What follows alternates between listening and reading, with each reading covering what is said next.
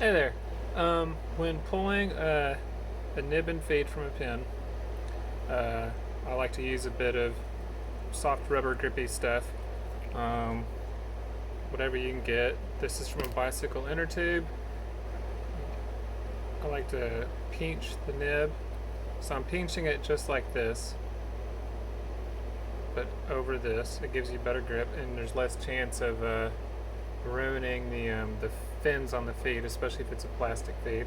I grab it offhand, pinching here, and I push against my hands against each other and my thumbs here against each other so that the parts come straight out. All right.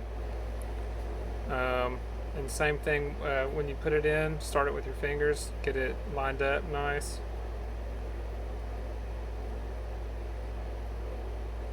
And on the plastic Yovo and Bach nib units, you'll need to be aware that there's a flat side inside of the housing.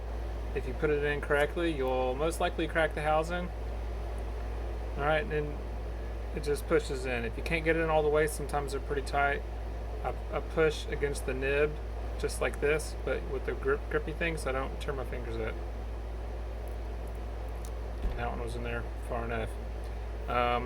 If you're doing this with one of the ebonite Flexible Nib Factory housings, it's a lot harder to push in and pull out, but same basic principle. Use a rubber grippy thing, grip it firmly, and pull straight. Pull the pieces straight apart from each other. Don't, you know, do any kind of arcing motion because you can ruin the nib and the feed. I think that's it. I hope that helps. If you have any questions, holler at me.